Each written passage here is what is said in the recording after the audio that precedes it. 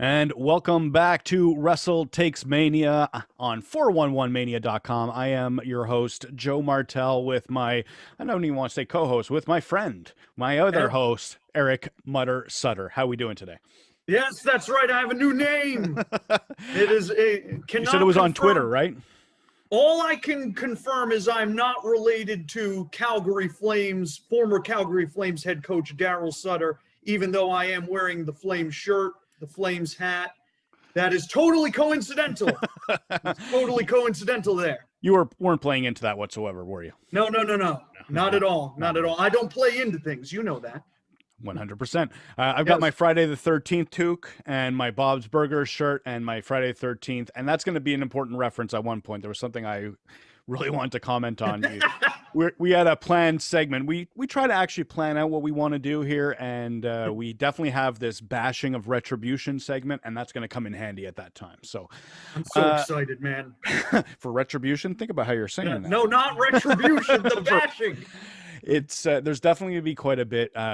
We had Raw last night, which honestly we can review that and just take go to the bathroom for an hour, and we do just as good a job as Raw seemed to be outside of a couple of small things. But the big news this week was Hell in a Cell was a pretty good success, which was surprising. Not so much because Hell in a Cell is usually a bad show, but last year's Hell in a Show was a terrible, worst of the year type show. And then we kind of didn't expect it to rebound as well as it did. So from the Twitterverse, what was the impression you were reading up for the Hell in a Cell pay-per-view? Well, I would say it went better than Bound for Glory for most people, because obviously that happened Saturday. We did a review. You could watch it. Go watch it after this. And that show we both thought was disappointing. This one, I don't know if I would say people considered this a great show, but it was more mixed to positive. I haven't heard anybody say a bad thing about the Bayley Sasha Banks match. Universally, that match was considered to be great. Most people liked Roman versus Jey Uso, but there was definitely more of a 70-30, 60-40 dislike split there. Okay. And with the main event, it was more 50-50, although that was less positive than the others. Most people thought all of those matches went longer than they probably should have. Okay. And the rest of the matches, no one gave a single solitary shit about. Yeah, well, definitely. This is the issue that WWE used to run into back when they were WWF, is they would market these shows, whether it was a Survivor Series or a Royal Rumble, and basically the whole event was based off that marquee match. The Royal Rumble, before it became a title match or a title shot match, let's say, it was a one-match card. You tune in for 2 hours of mid-card. I'm sure the matches were good and very fine for what they were, but you tuned in for that 1 hour draw of the Royal Rumble, or with the Survivor Series, most of it was mid-card stuff. You wanted to tune into what Hogan or Warrior or Macho Man was doing. Hell in a Cell kind of booked that way. First off, we commented when we talked about it on Saturday for the Bound for Glory, Sunday for the Bound for Glory show, that they had only announced 5 matches by that point, and I think they only added one to just the one, show. Yeah. So Hell in a Cell was a very basic type show. It started off with the kickoff that I got to say, R-Truth, he's made himself a bona fide Hall of Famer, which no one would have expected before the 24/7 title. But this 24/7 thing has just changed everyone's perception of this guy. And I really see that eventually he's going to end up in the Hall of Fame along with Little Jimmy. He's a very entertaining, but Ron Killings has always been a very underrated performer. I mean, he was a top guy in TNA. Oh, yeah. During their early years and such. And they did try several times in WWE to kind of raise him to that level. Yeah. He was pushed hard before the Summer of Punk in 2011, and that didn't really succeed. But yeah, he's found a good role in this character. He's a very entertaining guy. Yeah, I mean, I'm happy for him. I'm glad that he found a spot. I mean, how many people who are very good don't find that spot anywhere, really. Especially on the position of the card he's in. You're seeing people like Drew Gulak struggle, and definitely not showing what I enjoy about Drew Gulak, who's very entertaining on his own and is fine in the 24/7 role because he does good comedy. But I want to see him in the ring. I want to see him compete on the level of Daniel Bryan and everything. Dean Malenko we talked about recently as well. That's how I see him. relegated to this stuff, it's kind of disappointing. But for R-Truth, it fits, even though he probably still could compete in a competitive level, though his age definitely would hold him back from being a main eventer. He's 48 now, I believe. Yeah, exactly. So he doesn't have a lot of time left. I think this is probably a good way because it's possibly the best position he's been in on a consistent level, because he did main event a pay-per-view. I think it was Capital Punishment before the Summer of Punk started in 2011. That was it. And it was memories of that one. Bad show, and the match definitely didn't work, and his team with The Miz wasn't great, but his heel turn was actually interesting. I think he was caught smoking at the ringside, and there was some shocking, entertaining heel stuff out of this guy, and then it kind of went nowhere until he turned into the clueless R-Truth 24/7 guy. But either way, I liked that match for what it was, but unfortunately, I want to see more out of Drew Gulak. And it's Akira. Tough. Go ahead. It's tough with that division because you need more people like R-Truth, and they don't really have anybody else who can slide into that role where they don't have to be taken that seriously and they can still be entertaining. And somebody like Gulak and the Lucha House Party, who are usually following R-Truth around, and all those other people.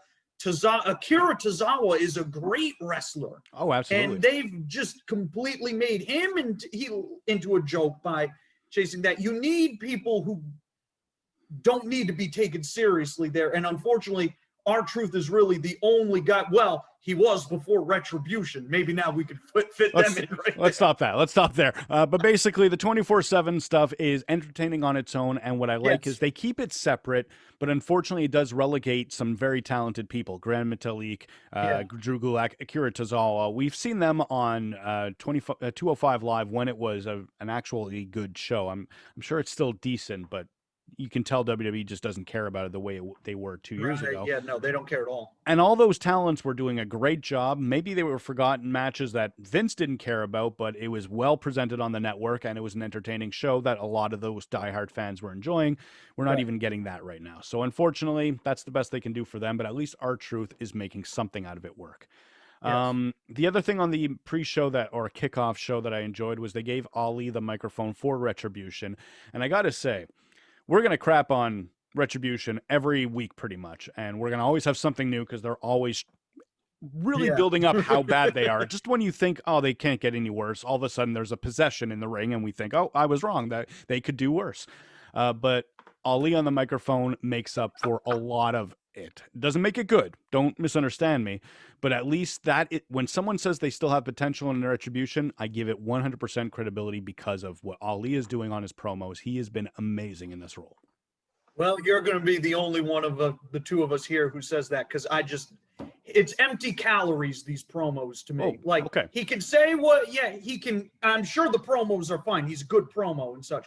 But if you say those things and then you go out there and you look like a complete idiot, it doesn't matter. So absolutely, his promos don't mean anything. 100%. They're meaningless. So, I wasn't saying that they were good in that sense, but as an actual promo, forgetting how badly booked they're around the promo, it's very good. Yeah. And if they suddenly booked it smarter, it would work out. But you're absolutely correct. Right. Yeah. In a vacuum, it's fine. But then going with the other stuff, it doesn't mean anything. So I don't have time for his promos because the delivery is good and such, but he's going to get squashed and he's going to look like a coward cowering away from Bobby Lashley 5 minutes from now. So why should I care about this? In the end, it doesn't matter. You're absolutely correct. What did matter, though, were the 3 Hell in a Cell matches, which I was very shocked when they opened the show with Roman versus Jey. Because that was a choice there. Very odd choice. I know when we went on the Sunday show for Bound for Glory, I predicted that this would be the true finishing main event and ended up being the opener. And I don't think I called what would have been a better decision, but I do think it was wrong to have it open the show because it was good. You were saying it was 70-30. There was a lot of drama that none of the other matches, all 3 Hell in a Cell matches, were very unique of their own. They were entertaining for their own reasons. But this one was very dramatic, and it was very odd to open a show with such drama. And I think in the end, it hurt the quality of the match because I wasn't, we're open to, Bound for Glory opened with that 6-man X Division scramble type match. A lot of fast paced action. It might not be my style match, but I am used to an opening match kicking things off with a lot of energy. Yeah. This was the complete opposite. It was almost as if Triple H and Randy Orton were taking the ring, except this had some good wrestling. When it came, I was very, very wrong. Now, the match itself was pretty good and the drama was well done, but it was a very uncomfortable ending, especially with Jey getting involved, and I should say Jimmy getting involved on the behest of Jey, and that's when Jey quit, was to protect his brother. Yeah. On its own, that is very good drama, but it just felt really off the way it came together. Is that the impression you were hearing from those that were negative? Well, a lot of people thought it was kind of hokey. Former Lucha Underground wrestler Vinny Massaro, I believe he described it as, that was like a high school play. And I mean, if you've seen any high school plays, they generally are no good compared to higher forms of art. I think really the issue here, I don't think it should have, I think it was about 29 minutes, that match. It should have been about 20. I think you could have told the same story in the same amount of time. Both guys are very good workers, but that's a lot to ask of them going that long. And you can tell because by the end, it was less of a match and more of like a trying to be a high profile drama. And the problem with WWE, and I think this is the problem a lot of people had with this, is they don't do subtlety very well. Correct. So this was very in your face. So it was very obvious what they were trying to do. And that's okay. But I think a lot of people would have preferred if it had just been done a little more, if it had been more subtle. If it had been more like a lot of people said this about Bayley and Sasha, they had their match and it was just a match. There wasn't any, obvious shenanigans, anything like that. They had their match. They told their story within the confines of their match, of the moves they were doing and all of that. There was some talking with Bayley and Michael Cole from what I understand, but it was pretty much a straight match. And here you had a straight match for a little while. And then in the final stretch, it turns into this, this movie, this B movie. And for some people, I mean, it's going to work for some people the same way the Bray Wyatt stuff works for a lot of people. But a lot of those people also think Bray Wyatt, he's the David Lynch of wrestling.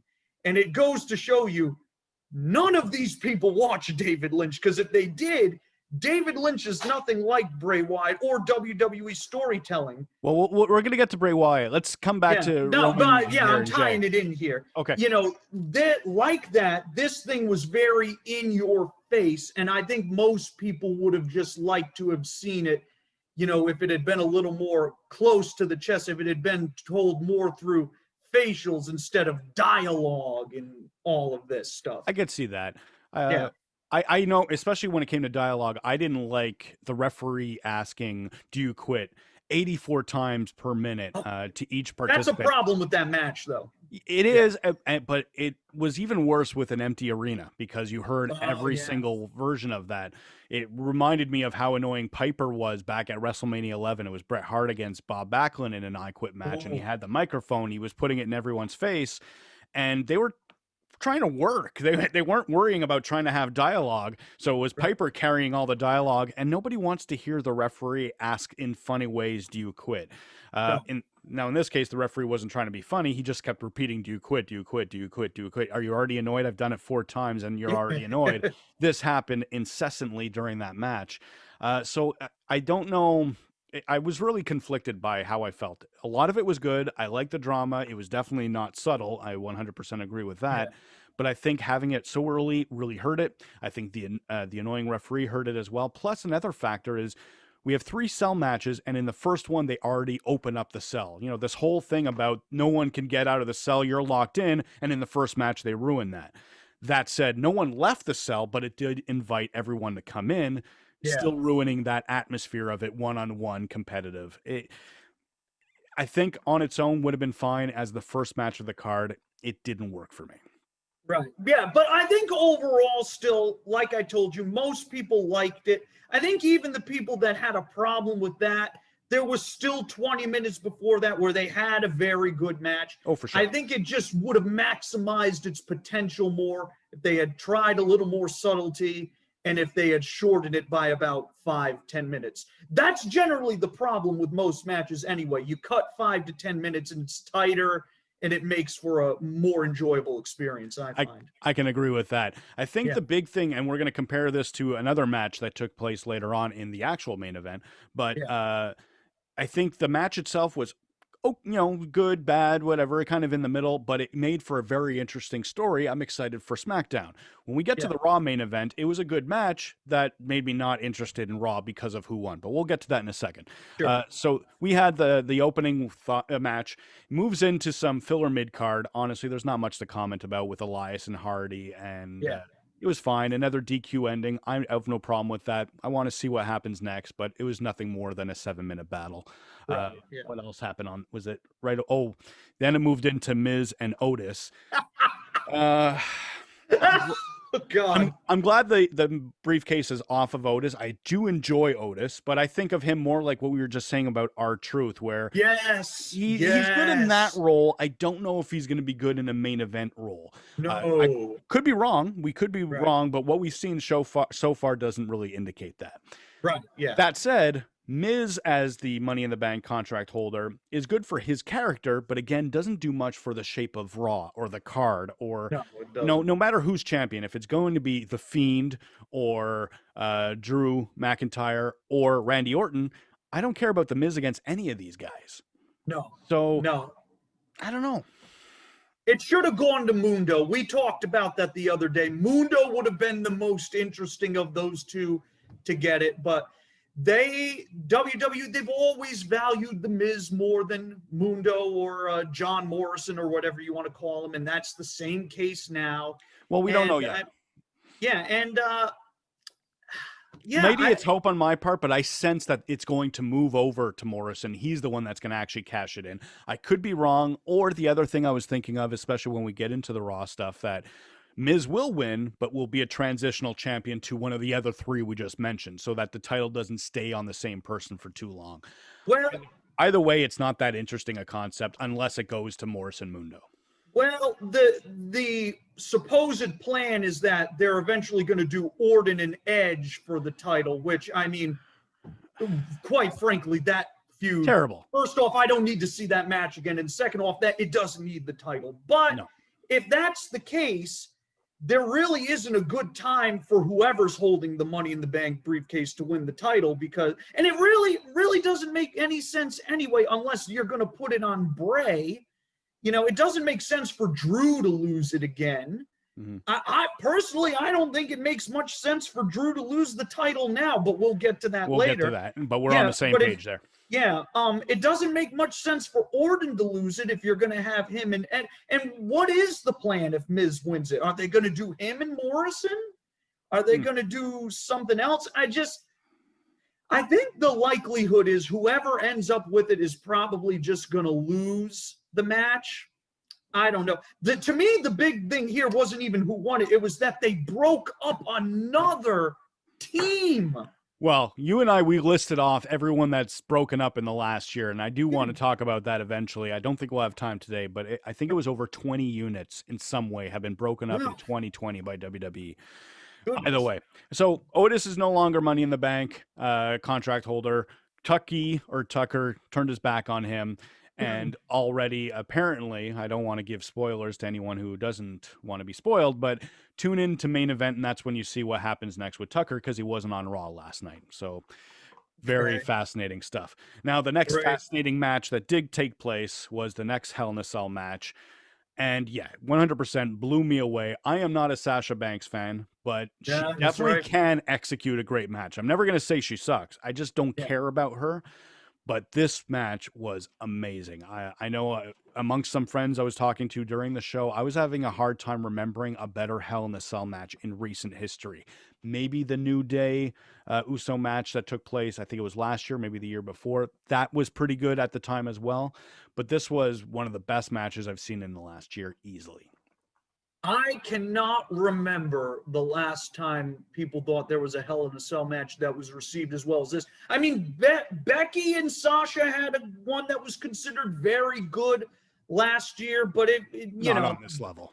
Not on this level, no. But I'm not surprised here. I mean, the question always was with these two was, would WWE get in their way? Because that had been the problem with this feud. They constantly got in the way of the story they were trying to tell for years and years on end, which is why we're now only getting to this match.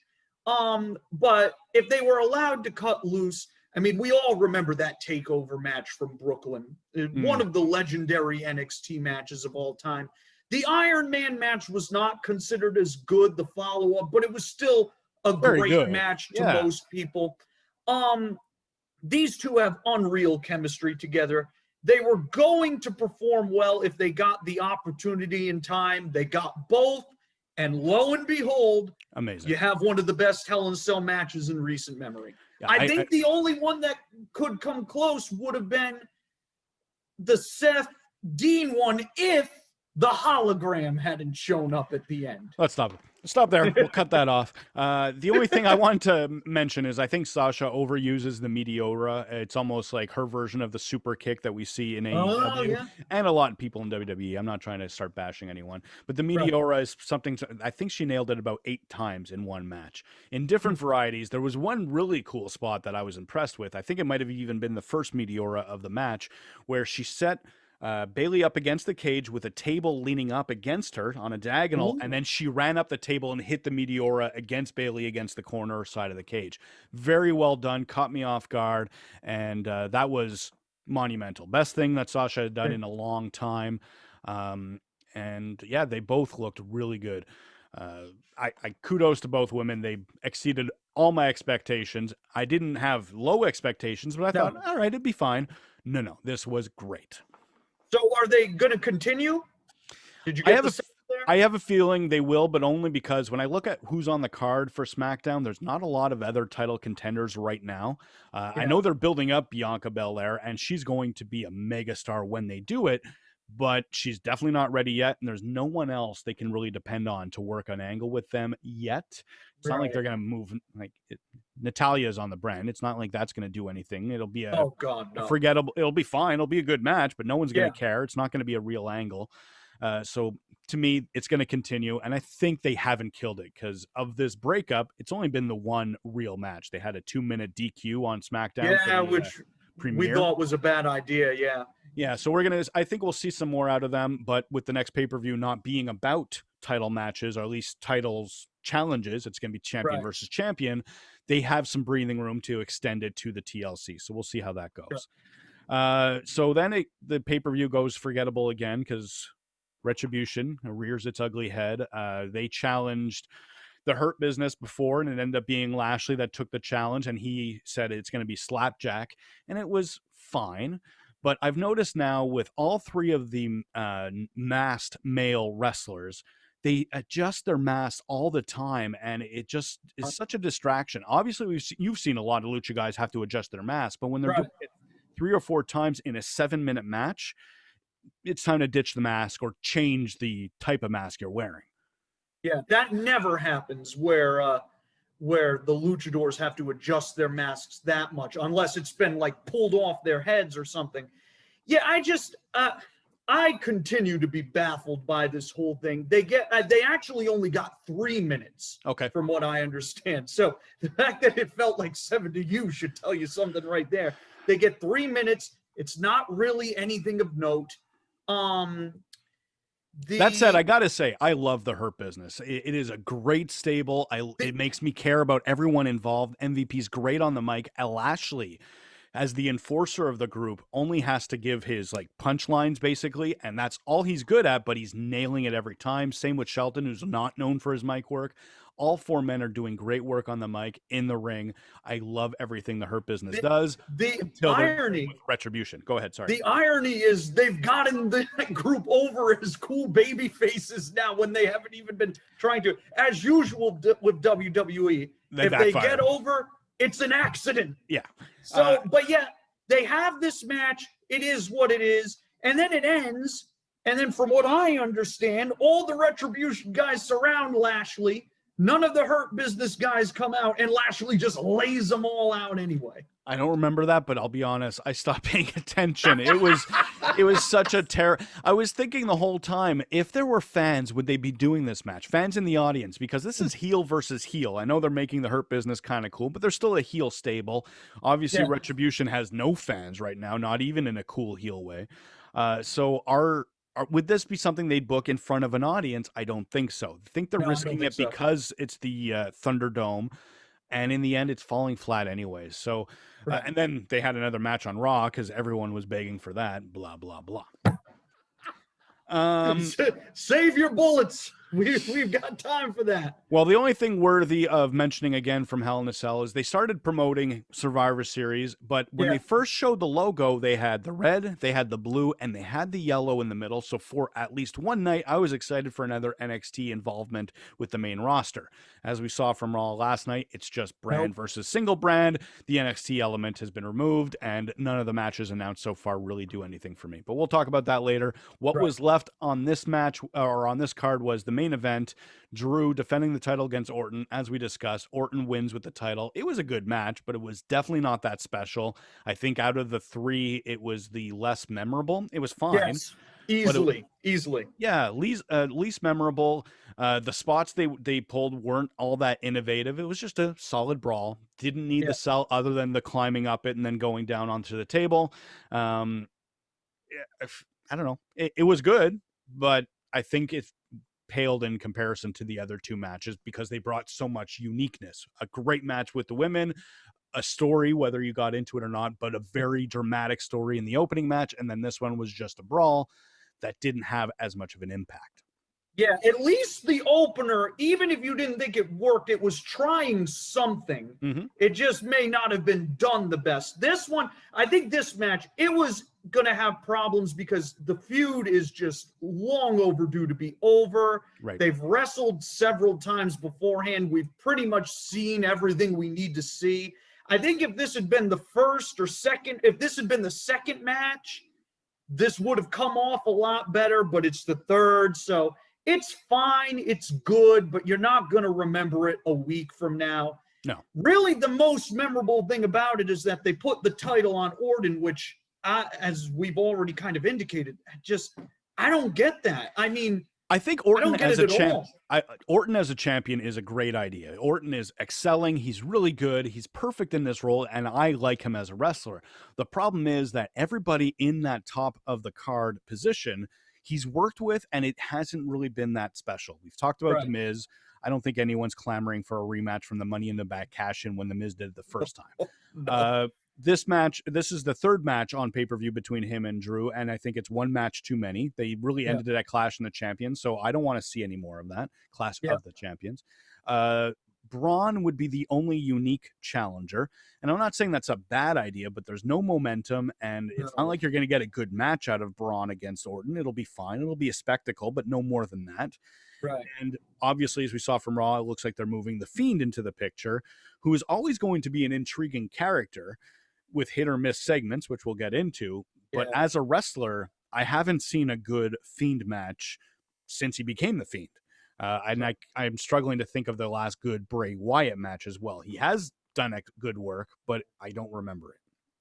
Yeah, to me, Drew, they've actually done a decent job with him as champion. He had momentum as someone they could make into maybe not the guy, but one of the premier guys. And I don't think he's ruined by this or anything. He's but still fine. But I thought he was doing good as champion, and I didn't really see any need to take the title off him to ultimately lead to an Edge Randy Orton title match potentially, which doesn't need the belt. It's not only that it doesn't need the belt, but we've seen it before. Yes, we've already seen enough too. matches. I don't think Edge at near 50 years old is a credible main eventer on the level of everyone else on the card while they're trying He's to going to be holding the title either, because that's what's going to happen. Yeah. It just doesn't seem right. And this was a debate I was actually having in a comment section on 411 Mania, but I don't think I have a problem with this being a feud. I'm fine with Orton and Edge still feuding. But when it's the title involved, I don't even care about the title not being on a more important wrestler. What ends up happening is Raw turns into the Orton versus Edge show, because that's going to be the main story, and I have no investment in that story as a main event. I don't want Raw to be already. It's a pretty horrible show. When you look at all the wrestling out there, Raw is just not doing anything right, except for one thing. We'll talk about that in a second. But in the end, that is not going to be anything of excitement. I'm not going to be tuning in to see what happens next with Orton and Edge, or Orton versus anyone else. So it just seems like a really weird left turn for a match I don't care for, and does steal a lot of spotlight from people that I think will be more engaging. Who knows, though? It is possible that there's something we don't realize is in the workings. I doubt it, but I have I don't have any interest in Orton or Edge in a main event title program. Yeah, I second that. I think they would have just been better off keeping it on Drew and coming up with new exciting people for him. Now, I mean, the problem is that appears to be Bray, and I don't know if Bray and Drew is a great idea either, but it's at least fresh, though. Whether it's good or not, we don't know. Something different. Exactly. Yes, in fact, everyone we just mentioned would have been fresh for Drew. Right. He hasn't faced The Miz. He hasn't faced Braun Strowman. And he hasn't faced Edge. He hasn't faced Edge. Would have done that. There's AJ Styles that's on the roster now. Matt Riddle might be getting up into the main event at some point. There's some sort of I don't know about that one. We'll see. Keith Lee. He's going to be an exciting opponent who's already worked with Orton, but not with McIntyre. I think they actually have had a match. McIntyre and it was a very forgettable Raw match, but it didn't have an ending. We didn't get any justification out of it, whereas we did see the clean ending where Keith Lee pinned Orton on pay-per-view. Right. So, which theoretically should make him a challenger. Could happen. Yeah. Could happen. But at the same time, even if they insert him into the picture, he's not going to end up winning the title with all these other aspects that we're talking about. No. So I would keep him away from that, build him up with a match against Braun. It might not be a good match, but it will get him over if it's a good spectacle. And then maybe after WrestleMania, he could be inserted there. Who knows? But either way, Raw, as we've said countless times over the last 3 shows, and definitely today, nothing interesting. The only thing that really worked for me is the match between Sheamus and Matt Riddle. I don't know what's happening with Matt Riddle. I saw they're jobbing him out. I don't see jobbing it out when it's 2 very competitive matchups with former world champions like Sheamus and AJ Styles last week. But these matches have been awesome, very hard hitting. The type of match that I look for is where it looks like a combat. They are actually fighting. It's not looking choreographed. And that's what I got on Raw last night. But outside of that one match,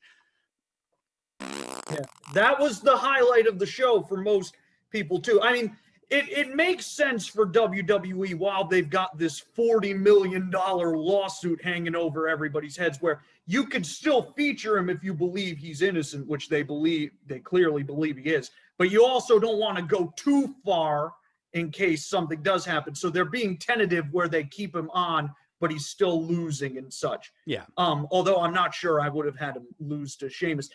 Here's the thing now, because now we're transitioning into the Survivor Series thing. Yeah. And none of that makes any sense, because it's a brand warfare thing featuring people who 2 weeks ago were on SmackDown or on Raw. And now all of a sudden, I love Raw. I've been here for 2 weeks and I love it like I've been here my entire life, and vice versa. And it just kills the mood.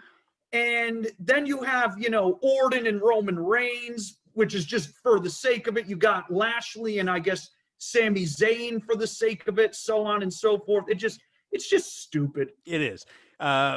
You look back, there's 3 people announced on the men's team so far. All 3 of them were on different brands 6 months ago.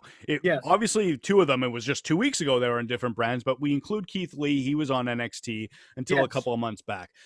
They have maybe I could see Keith Lee having allegiance to Raw because they just chose him out of NXT. They said, we're going to make you our guy. Okay, I could see him being devoted to them.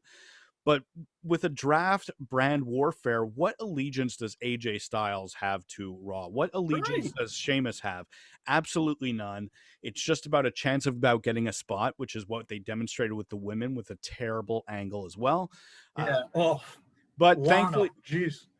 Lana, Nia Jax, Dana Brooke, who I do enjoy, but is not a captivating performer. No. Mandy Rose, who has shown potential, but is definitely there for one obvious reason. Let's not pretend otherwise. I like Shayna, but we've discussed her as well. A lot of people don't enjoy her style. Yeah. I think the obvious answer is going to be somewhat entertaining. In the end, Bianca Belair is going to demolish whoever Raw puts in front of her in a 5-on-5 team. And I don't even know who's on the SmackDown team, but I predict Bianca is going to get the spotlight from that match, and she's going to win the match for her. See, that makes sense. But my gut feeling will be that Lana, because they obviously don't give a crap about her given all they do to her every week. She's going to be taken out at some point. I did notice last night that Charlotte Flair is teasing a return. I believe she is on the Raw brand, so my feeling would be she would triumphantly return and win that match for the Raw brand, and then we get to sit back and watch the reaction to that because it'll be funny because people will hate that. It's funny you mentioned that. I didn't know if I'd actually mentioned this, but when they were getting that segment around on Raw, it started with Shayna and Nia arguing who's going to be the team captains, and then we had Mandy and Dana say, well, they're undefeated since they came to Raw. Big deal, ladies. So they're undefeated. They're undefeated. They should be the team captains. And then all of a sudden, it seems like there was going to be an argument on who was going to be the captain. And I thought, well, right away, that's going to be Charlotte. They're building up that it's going to be someone outside of this box. There's no one else on the roster that deserves that spot. And when the four ladies came out for the 4-way, none of them, I didn't expect Lana, but none of them felt right. Peyton, unless she was going to get a push out of nowhere, probably wasn't going to get it. Nikki has a lot of momentum from what she was doing on SmackDown, but this was her first Raw match since being drafted. Has no allegiance, has no momentum, and they gave her some terrible new entrance music, so I didn't think she was going to win. And Lacey Evans, I can see WWE getting behind her at some point, but this doesn't seem to be the time it's going to happen. And all of a sudden, just Lana randomly wins. Nobody cares. She goes through the table. Nobody cares. Nia's not going to get any more over out of this. No. This is going to be to build up to either Charlotte, you're onto something there, or Bianca's going to demolish over on SmackDown. I hope it's your scenario. I think that would be the better scenario. Charlotte, regardless of how you feel about her, doesn't need that. No, plus her last angle before she went away was against Nia, so I don't see her being on the same team and it working out. And I also don't know how she can get involved with the tag team titles unless she has a teammate in mind, which would be fine. I'm not going to be bothered if Charlotte finds a tag partner to go after the tag titles, but I don't see who they're going to put into that position because Charlotte is head and shoulders above everyone, unless it's Becky Lynch, who's obviously not coming back in time for this. There's no one on Charlotte's level to be your tag partner, so I don't think that's going to happen. Unless they're taking the belt off Asuka. Well, that's not going to happen either because she's going to be taking on Sasha Banks, which should be a good match. And but they've done that match several times already this year, and they are building up Alexa Bliss for something. Now, I don't know. There is still time before this show. There could be changes made there. There could be, and we've definitely seen that they're not averse to doing that. We had Jinder Mahal going against Brock Lesnar one year, and all of a sudden, a week or two earlier, Daniel Bryan becomes champion, and that I'm getting goosebumps remembering how excited I was for that match. It was AJ. Not Jinder Mahal against. Oh, was it AJ? Yeah, it was AJ. My mistake. And then AJ lost to Bryan the next year. Is that the way? Yes. Okay. Yes. Either way. AJ and Bryan both got to wrestle Brock, and it was both a lot better than the Jinder match would have been. And they both happened within weeks of Survivor Series. Which is the point we're quick going changes there. Yes, very quick changes to a better matchup. So Survivor Series, I'm sure it's going to be an entertaining show, but so far what they've announced does not give me goosebumps. But this week we have some good stuff coming on. Now, as the AEW expert of the group, tell me what's going on Dynamite tomorrow night. All right, so we've got the semifinals of the world #1 contenders tournament. Okay. We have Wardlow versus Hangman Page. Right.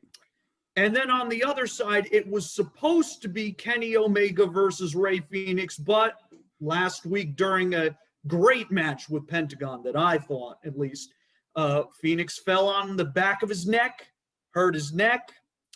They're being cautious. Obviously, we all saw the Alex Reynolds thing last week where he got knocked out and Rick Knox missed it and everything. So they're going to play cautious with these things. And Phoenix was taken out.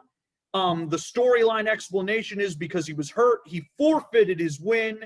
Pentagon thus wins by default, and he gets to wrestle Kenny Omega instead in the second semifinal match. And then elsewhere, we've got Cody versus Orange Cassidy. TNT title is a lumberjack match. The lumberjacks are there to keep the Dark Order out, prevent them from interfering.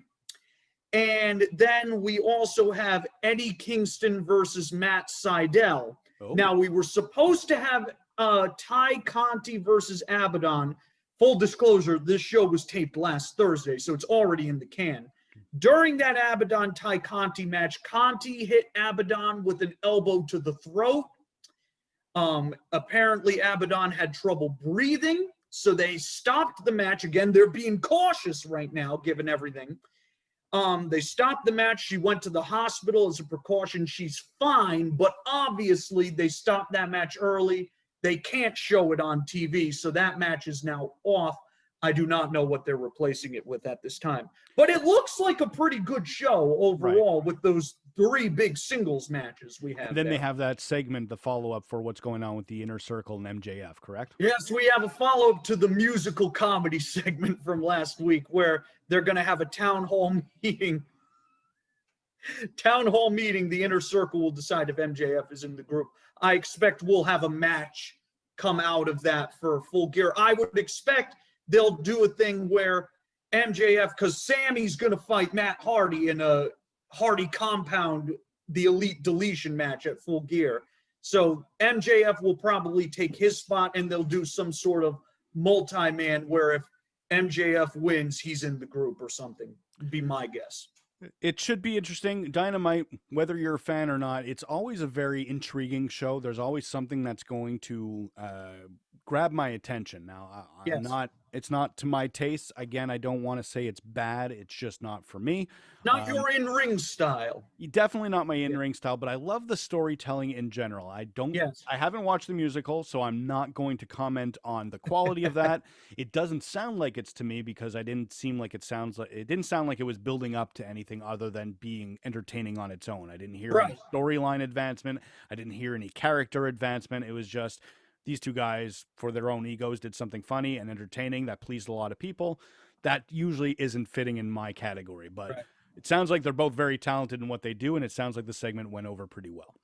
I thought it was great. I can understand why people didn't like it's like the Roman Jey Uso match, you know. So it's like everything. Some people will like it, some people will dislike it, and that's fine. The only issue I took with some of the reactions was people were like, this is killing the wrestling business. And it's like, of all the things, this 3-minute segment is killing the wrestling business. With everything else going on in AEW and WWE, Retribution is killing the wrestling business way more than this.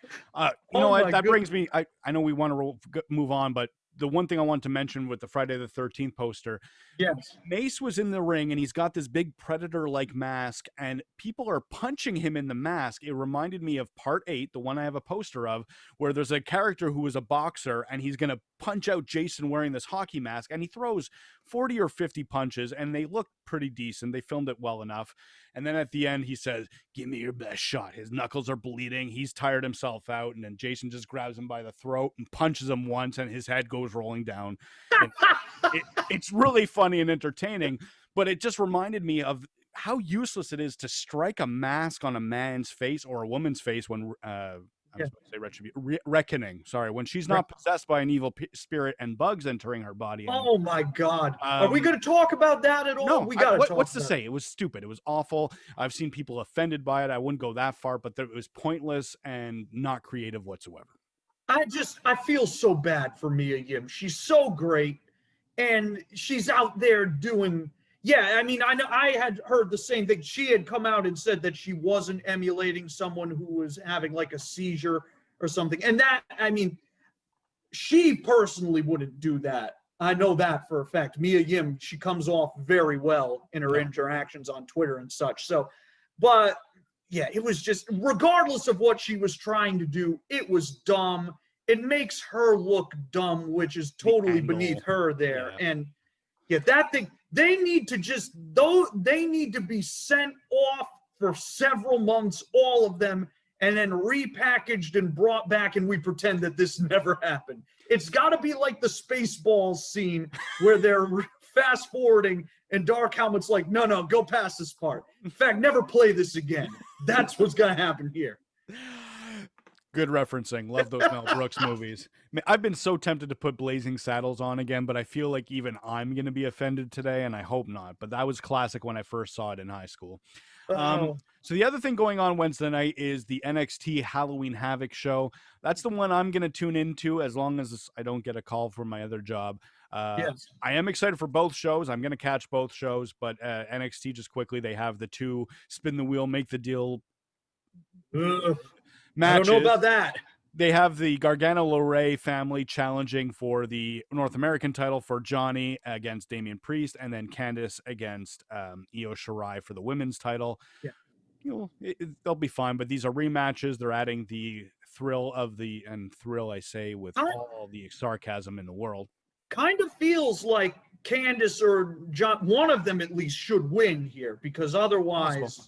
Yeah, I hope not, only because I think Damian Priest is on a roll and there's more to tell with his angle, and I think they can create a better heel to challenge him. And I think Io Shirai, other than Asuka, might be the best women's wrestler in the WWE umbrella.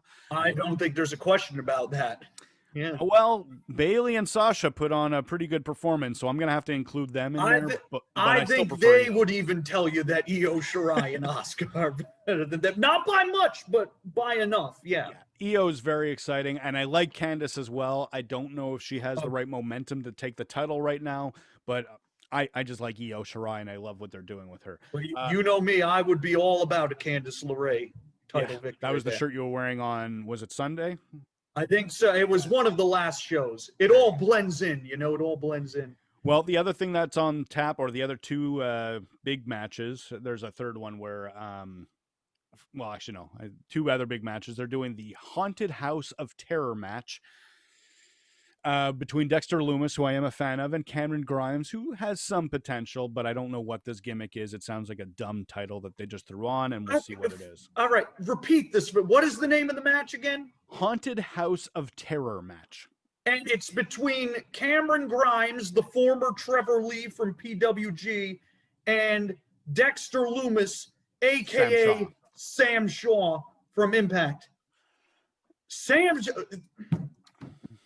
That guy, I can recall the last time I saw him. Now, granted, it has been years. I'm sure he can't be nearly as bad as he was in that awful cage match he had at Lockdown with Mr. Anderson, where he was stalking Christy Hemme and whatnot. But that guy, whenever I hear anything about him, it sounds like the dirt worst. The only way it could be worse is if he was in Retribution, or if he was Mojo Rawley standing in front of the mirror with his weird face paint and such. I have no time for that guy. I already feel terrible for Cameron Grimes, who I think is a tremendous performer. I have a very hard time believing that this thing will be good, but I have been wrong before. Hopefully, for NXT's sake, they don't put it on at the same time Omega and Pentagon is happening, because I imagine everyone's going to be like, oh, where's the remote? Oh, there it is. Let's go over to TNT. It's possible. I'm a Dexter Lumis fan, but again, I like it for the character work. I've really enjoyed the babyface serial killer Dexter, obviously with that name reference. I don't know where it goes. I'm interested in his character. I don't think I've cared for a match so far. I will give him. He has good timing, given that they're bringing back the Dexter show. Yeah. Of course, nobody wants it brought back because it was a disaster at the end. But hey, man, good timing on his part. So I will give you props there, Sam Shaw. I don't like anything else you do, but I'll give you props there. The other match that's booked is Rhea Ripley taking on Raquel Gonzalez. So a pretty decent card. I don't know if it matches up with what we've heard from AEW. Depends on what you're into. I don't think there's a lot of First off, I don't think there's a lot of fans that watch what is on each card to decide what's on. I think every once in a while there'll be something that stands out. Be like, oh, you know what? I'm going to switch from what I normally watch to watch the other show.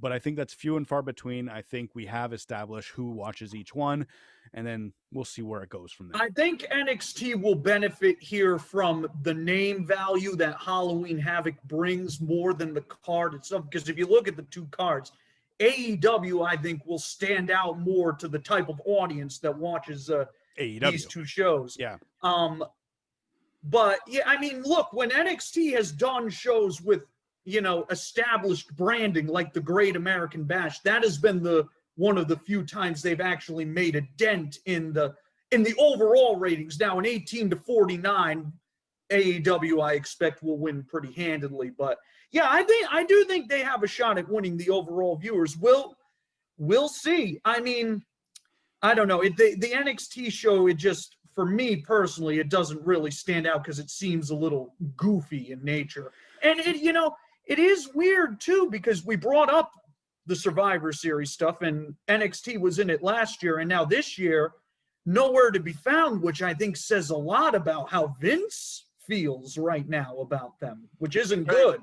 Very bizarre, because all the ratings are not doing well, and they're going to. I just, to me, it seems like the wrong move, but who knows? We'll see. Yeah, we're not Vince. We can't say for sure. The other thing that I want to mention about, I don't get involved in ratings or viewership. I don't really care. Right, yeah. But the one thing that might be a boost for NXT is they've been promoting the show on the main roster. It was mentioned on the pay-per-view as well, and it's been promoted for a couple of weeks. So not only is the name value there, but they've been pumping it up. I don't know if they're going to win in any of those categories, but I think they have a better shot than usual with. Much better shot than usual. It also, because the World Series might go till tomorrow too, and AEW is more affected by stuff like that than NXT. So absolutely. But we'll see. Let's switch away from WWE and AEW quickly. We have Impact tonight, probably airing as you are watching this. The wedding, and we'll see what happens with Rich Swann as champion. We weren't blown away by Bound for Glory. It was a fine show, nothing more than that. Yeah. But Rich Swann, his ending made Impact a very much let me say it properly. I can't even do it when I slow it down. Must watch. There we go. Third time's the charm. I'm an idiot. There's that show. We have AEW Dark on tonight as well. And lots on that show. Yeah, well, there's always so much. That show, I've never watched Dark, so I'm not judging that, but I always hear about the amount. You watched Bloodsport. Yes. Do you remember a woman by the name of Layla Hirsch? Yes. She's on Dark tonight against Hikaru Shida. Oh, well, she was pretty good. I'm a Lindsay Snow fan, so I'm glad that she lost to Lindsay Snow. But Bloodsport was great. No, sorry, but that'll be pretty interesting. Oh yeah, they got a lot of people from the collective on tonight's Dark. So clearly, before he was quarantined, Janela was a very busy man getting people booked. So. Tony Khan, meet this. All right, perfect. Good. The last thing we want to mention before we finish things off is AAA. We're going to switch to some Lucha stuff. You are not only the expert on Lucha stuff, but you actually work for Lucha Central. Tell us, what's the big news? Because I saw something about Marvel getting introduced into the Lucha world. Tell me what's going on. Yes, you sent me the link to this yesterday, as a matter of fact. So I'm trying to make you sound like the expert. Tell me what's happening.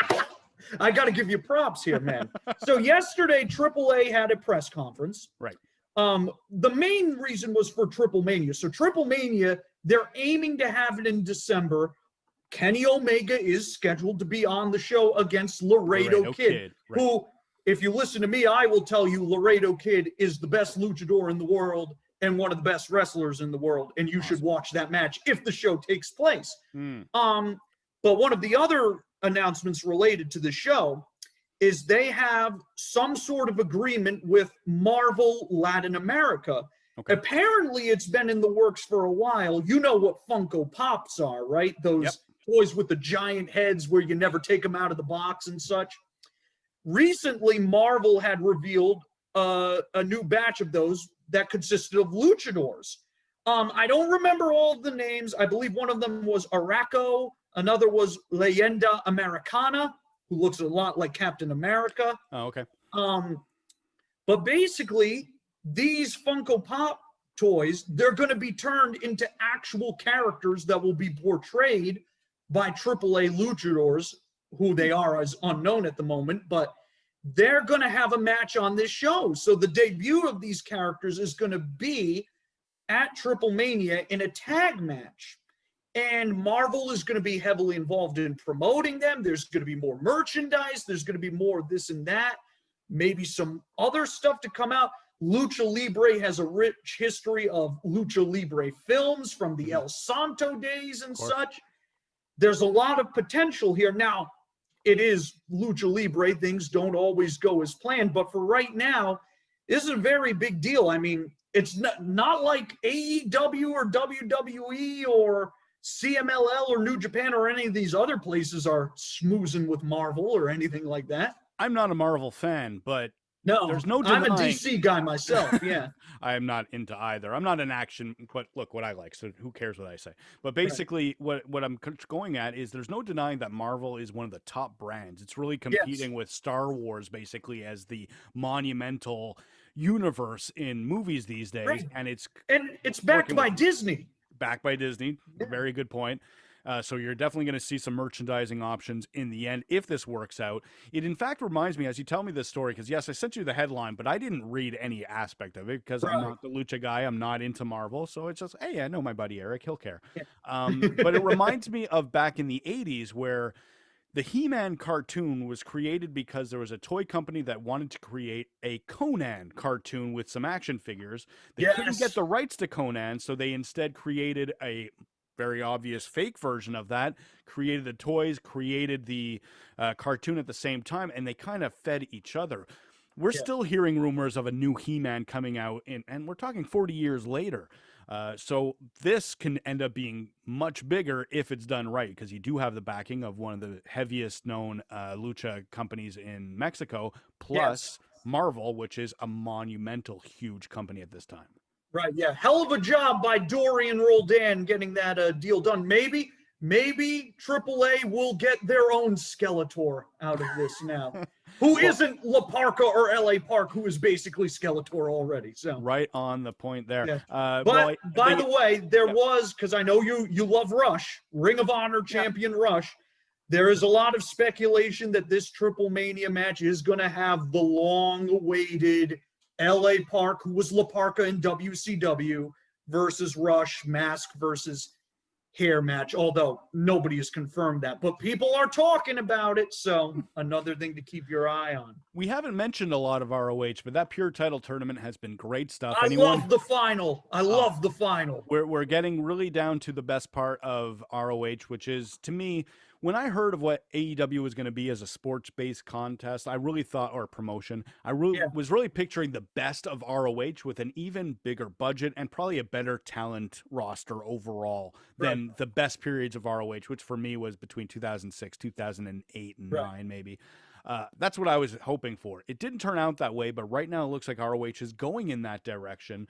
And the Pure Title tournament has been great stuff. So if you're still looking for alternatives to what you see on Monday or Friday, and from both options on Wednesday, ROH might be the option for you. Do you want me to tell you what the final is? Are you aware what it is? I'll go earmuffs. Just tell the people. Okay, so it's Gresham versus Hot Sauce Tracy Williams. Yeah. I know they were building up to the idea it was going to be Jay Lethal, but they really took a left turn on that one. And Tracy Williams, if you've been following what he's done, is another tremendous technical wrestler on the indie scene and in ROH. Long time, he was under one of those masks in Chikara. All those guys who come from there. Mike Quackenbush may be someone no one wants to associate with ever again for good reasons, but he was a hell of a trainer. The rest of those guys there, Hero and such, were great trainers too. Tracy Williams is a great wrestler. I think a Ring of Honor had thoroughly wasted him for the last couple of years. With Lifeblood and everything else, Yeah, but they finally got it right here. I think this is a great final. I think that's going to be a great match. Props to them there. This is great job booking that tournament. ROH is on, on the cusp of doing something good. We hear Yes. MLW has been taping, and they're going to be back on the air soon enough. And Laredo Kid was on that show. Speaking of him, there you go.